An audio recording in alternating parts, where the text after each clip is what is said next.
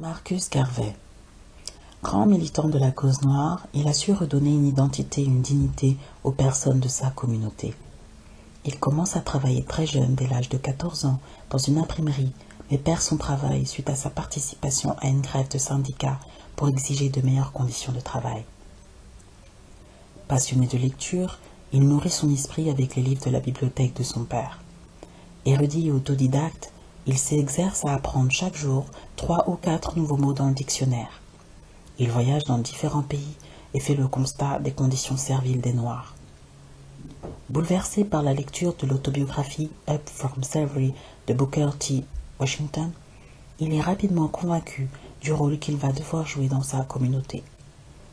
Il crée en 1914 l'UNIA, Universal Negro Improvement Association, dans le but de rassembler tous les peuples noirs du monde entier au sein d'une grande entité et de créer une nation et un gouvernement qui leur serait propre avec comme devise un Dieu, un but, une destinée.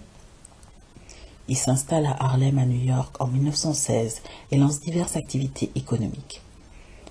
En 1918, il finance la création d'un journal, le Negro World, qui sera édité en plusieurs milliers d'exemplaires en anglais, en espagnol et en français, mais interdit de diffusion par les gouvernements coloniaux. En 1919, il crée la compagnie de navigation, la Black Star Line, dans le but d'initier une économie intercommunautaire et de permettre le rapatriement des Noirs en Afrique, et la Negro Factories Corporation, qui permet la création de différentes entreprises.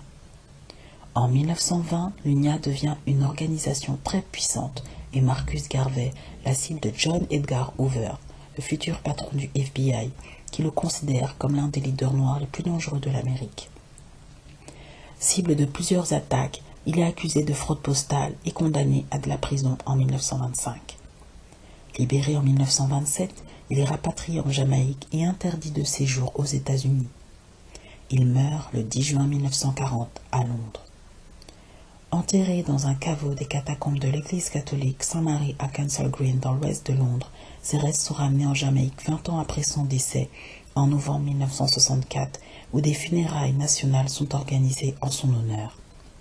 Surnommé le Moïse Noir, il est considéré comme un héros national en Jamaïque et a influencé de nombreux leaders tels que Kwame Nkrumah, Malcolm X ou Julius Nyerere.